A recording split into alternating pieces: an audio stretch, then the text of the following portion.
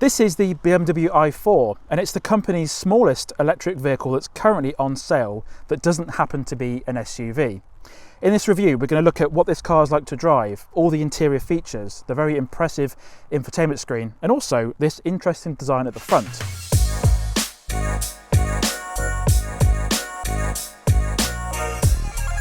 Welcome back to the interface. My name's Alex. You can see the weather today is quite awful. I'm not really sure who I've upset, but we will have a look at the i4 in this review.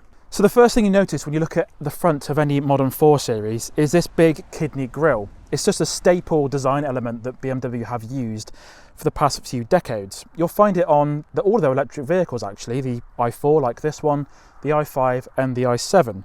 It's not particularly required on electric vehicles to have this grille at the front, but it's one of BMW's design pieces.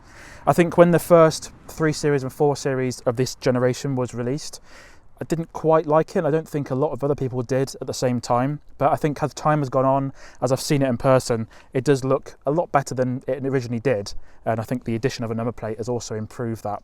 Let me know what you think in the comments down below. This particular i4 I've got in for review is in the M Sport Pro trim, and that adds a few different design improvements over the standard version. So for instance, on the entry-level Sport trim, it is a lot more restrained in its design. This one adds these black gloss sections down here, the whole front end looks a little bit more muscular, and also this lipstick section around the kidney grille is filled in black. And then down in the front section, we have got the well-hidden front-facing camera, which is used for the 360-degree camera system.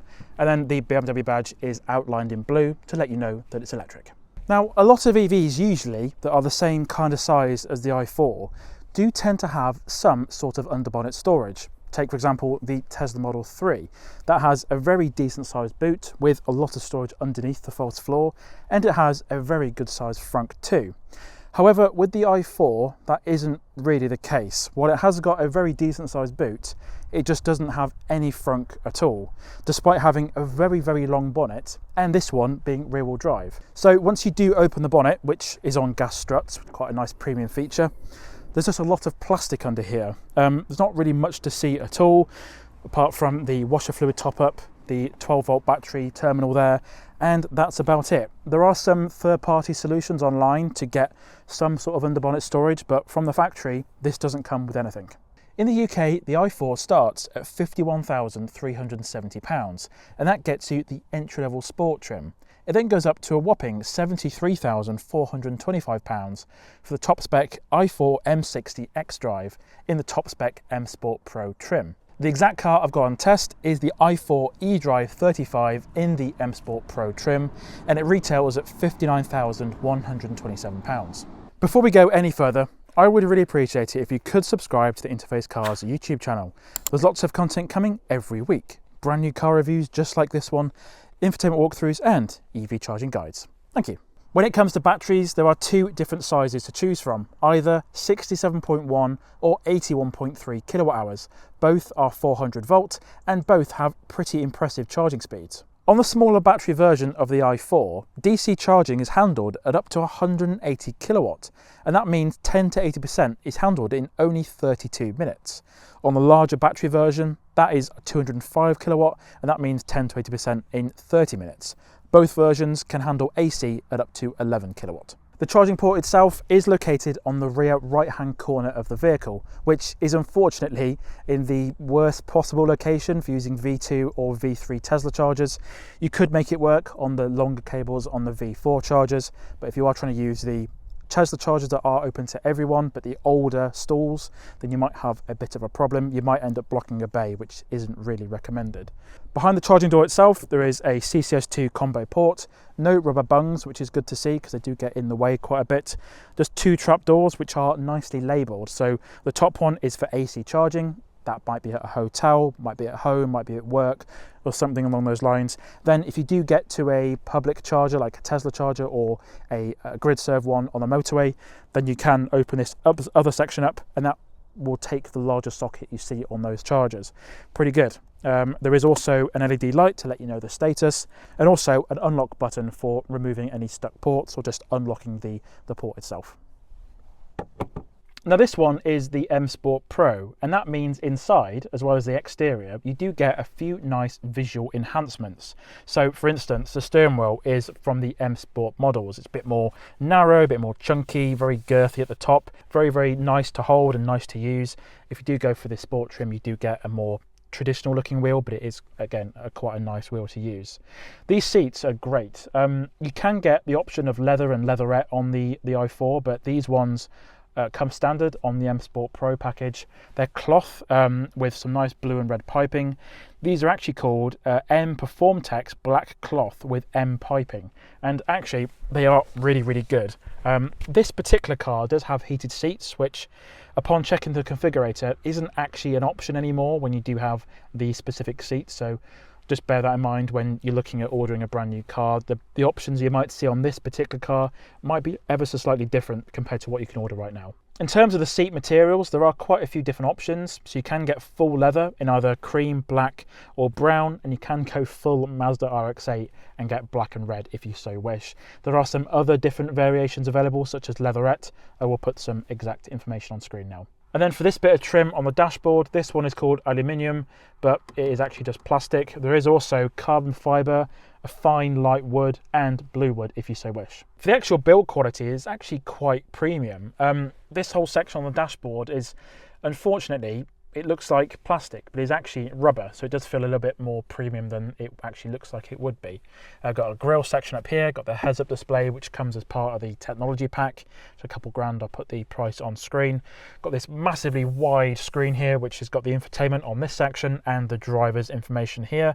I've got a full in-depth look at the driver's display, the infotainment screen, and the My BMW app for iPhone. There's a link now in the top right corner or in the description down below. This software is actually really quite good.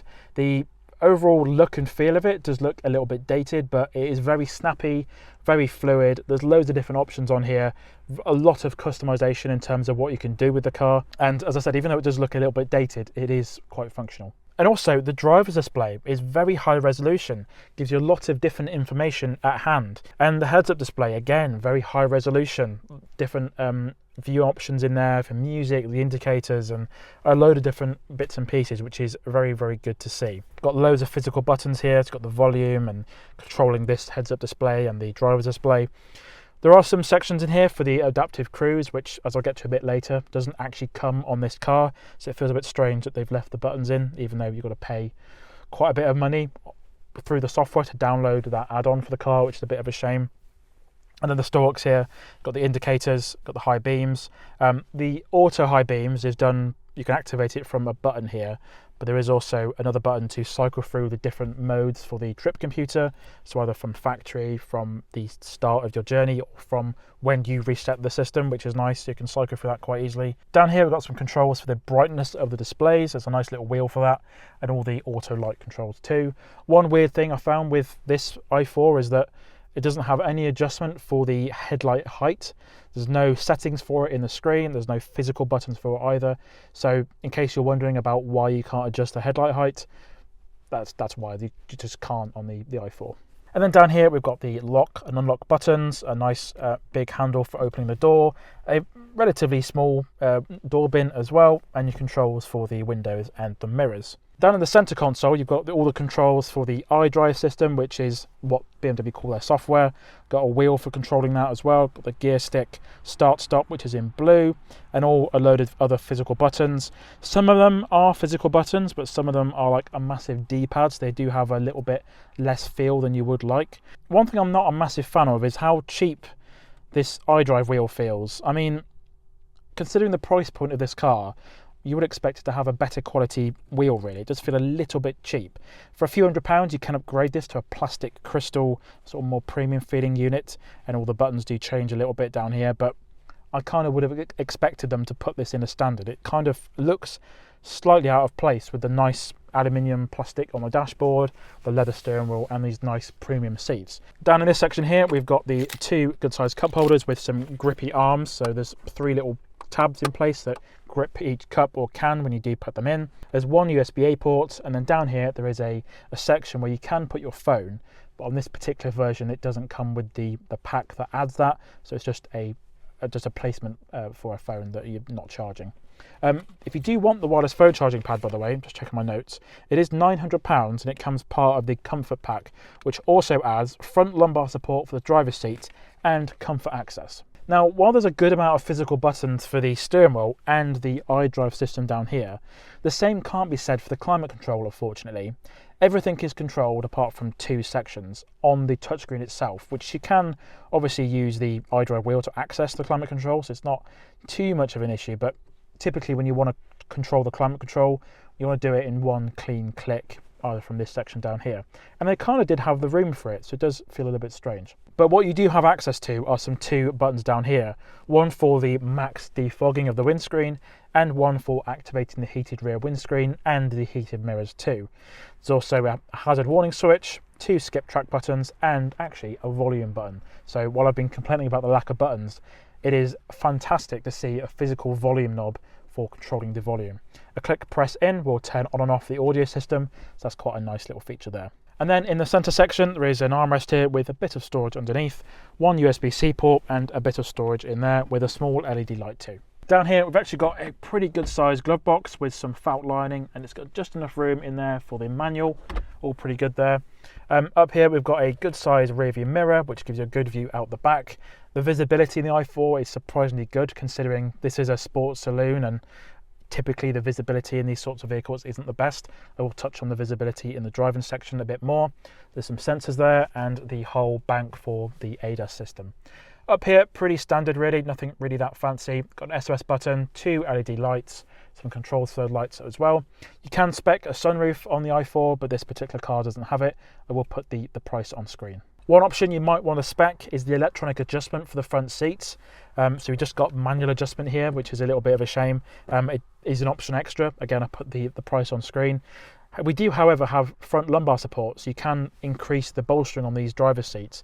And that's another weird oddity, like the heated seats on the front seats, which is available on this particular car, but might not be if you order one brand new. Much like we saw at the front, this particular i4, due to its trim level, does add quite a few different design elements that differentiate it from the entry-level trim. So for instance, we've got some muscular section down here, which looks quite different when you put the two trims side by side. Got this black spoiler add-on on the back there. These rear lights have some extra nice strands in them, make it look quite delicate and quite jewel-like. At night time, these look really, really good. I'll put a little overlay on screen too. And that's about it really. We've got the i4 badge down here, got the eDrive 35 badge as well. You can, like all of the BMWs, remove those badges in the factory order if you so wish. And then much like the logo at the front, this BMW logo does have a blue outline to let you know that it is electric. And then nicely well hidden within the BMW logo is the reversing camera. And while it may look like it might have a traditional saloon boot, it's actually a hatchback, which is quite unusual for this type of vehicle. Once you open the boot, which opens very quickly and very silently, you've got a very good amount of space. So in this section here, with the seats up, you do get 470 litres. There's a good amount of practicality too. So you've got a good amount of space underneath the false floor for your charging cables and a breakdown kit. And either side of the boot itself, in the wheel arches essentially, you've got really deep pockets, which is lined in plastic. I found that to be quite useful for milk bottles, for example. If you fold these seats down, that does extend to 1,290 litres. And as you can see, you've actually got a pretty flat floor with quite a continuous opening until you get to the front seats. If you do need to get large items in, this load cover can be removed quite easily, and it gives you a really good practical space. Around the side, the i4 has a very sporty design, long bonnet and quite a short back end too. However, the sill does stick out quite a bit, meaning you have to step around it, which is slightly inconvenient, and it does get mud on your trousers. BMW and Mini actually tend to use flush door handles on their EVs, and we find them on this i4. This test car actually comes with the smaller alloys available, which has likely done a lot for the ride, as this one is pretty comfortable. These are the standard 18-inch bi-colour midnight grey alloys, but you can also spec two 19-inch versions and one 20-inch version. Now typically, in these low-down four-door saloon cars, the rear interior is usually a little bit of an afterthought. However, in here, we've actually got a very good amount of space. I've got a good amount of legroom here, I've got a really good amount of room underneath the driver's seat, and if I sit up properly, I've got a surprisingly good amount of headroom considering how low this roof is. This driver's seat is actually set up in my driving position, and I'm around 5'7" in height. So in terms of where it sits here and also the height of the seat itself, I've just got loads and loads of room. It's pretty good. The very odd thing back here is the fact we don't have a completely flat floor. Instead, BMW has left the transmission tunnel in from the combustion version of the 4 Series, because the electric version, the i4, and the petrol version of the 4 Series do sit on the same kind of platform. So from that kind of perspective, it does make sense why they've done that. It just simplifies a few things. What it has meant, though, is that the middle seat is quite compromised, doesn't have the best amount of room. You can make it work for shorter journeys, but it isn't the most comfortable, really. Now, the seats back here are the same material you'll find in the front. It's got the cloth in the middle, sort of the suede Alcantara stuff on the outside. Nice multicoloured, funky red and blue seat belts. They look really nice. And there is a few things in here which I just want to point out. So the visibility from the driver's perspective out the back is actually pretty decent, considering the low roof line and how sort of restricted the rear window is. One thing that has actually aided to that good visibility is the fact that these rear headrests do fold down completely flat, very low profile. If you do want to use these rear headrests, you can just flip them up and they become useful. That really isn't a problem, because if someone's head is there, it's going to block the same amount of visibility as it would do if you just had the headrest up. So that's pretty good. So you can fold these down with a button, and all of these do the same kind of thing. Just makes it look a bit more sleek, but also, as I said, it improves the visibility. Elsewhere, we've got this really decent sized armrest here, very sturdy, with 2 cup holders built in. So we've got these rubbery things to hold cups in place, and that works pretty good. And then this entire section does fold down, revealing the ski hatch, which you could use for long things from IKEA or various bits and pieces you want to carry around. Pretty good, really. And then down in the central section, above that transmission tunnel, are 2 air vents, some actual physical buttons for controlling said air vents, and then 2 USB-C ports.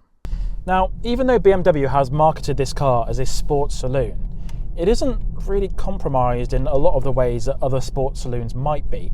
So, for example, the ride is actually really comfortable. Some sports saloons tend to prioritise the actual performance and the handling of the vehicle, whereas the i4 is a very well-rounded package actually in terms of what it's like to drive and the comfort.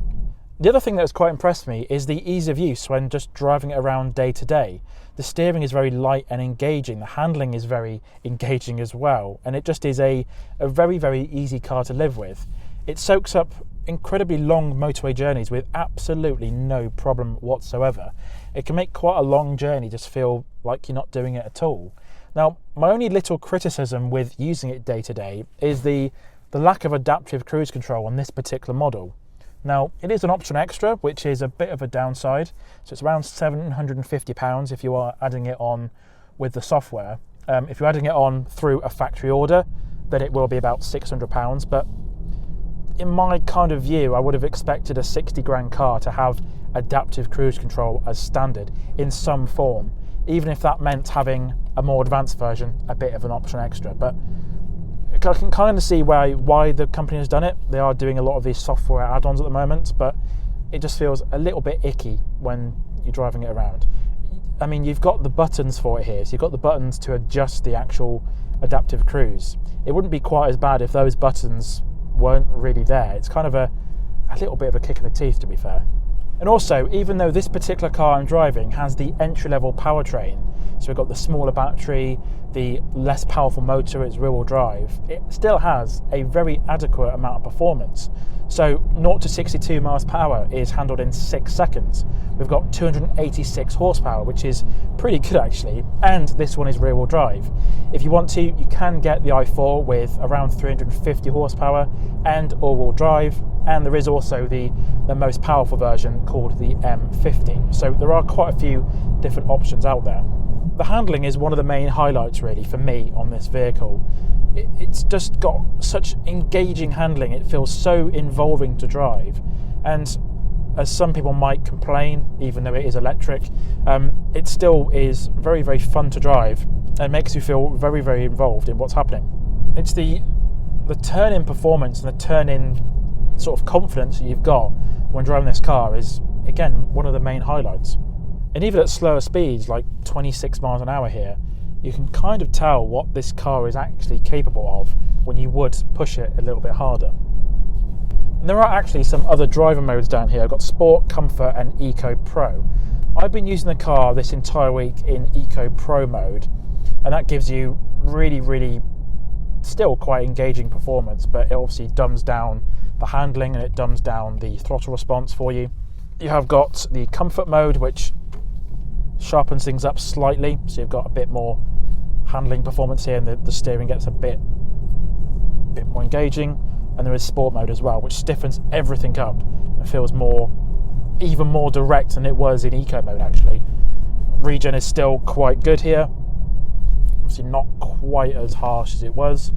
Everything feels like it's a bit tighter, a bit harder, and you can kind of see if you were on a track or something that this car would be very fun. You've got that nice bit of slip once you floor out of a corner, because this one is rear-wheel drive, which makes it very fun. Now, usually in low-down saloon cars such as the i4, the visibility does sometimes take a hit, but it hasn't really been a problem in this car for me.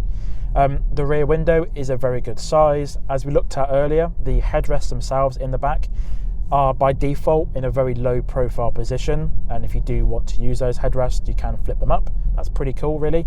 The A-pillars here are very thin for modern car standards. The windscreen is a very good size, and the mirrors are a good size as well. It is a very easy car to look out of, and you're not going to really have a problem in my view. Now, the i4 thankfully has some regen and one pedal driving capabilities. We've got a D and B mode down the bottom here, so D mode can be configured to be fully coasting, and you can go in the software and adjust what you want it to do. And also there is B mode, which is basically a one-touch click to get you to do full one pedal. There aren't any paddles like you might find in a Kia or a Hyundai, but it is a fairly good system, and it does make the car quite efficient actually day to day. Now, efficiency is actually quite interesting. So BMW are quoting up to around 4 miles per kilowatt hour. I'll put the exact number on screen. What they are quoting is actually a range. I've been seeing 3.6 miles per kilowatt hour in the last 400 miles or so. So I've actually been quite impressed with how well this car is doing in terms of the miles to the kilowatt hour, if you will. It gives you a readout here for, if you click through this menu here, you've got the readout for the trip, which is since I left home. Got 3.7 since then. Value since charging, which is about 100 miles, been getting 3.5. Value since factory, so this car's only done 1,000 miles, and as I said, 400 miles of those are me, and it's been getting 3.5 since then.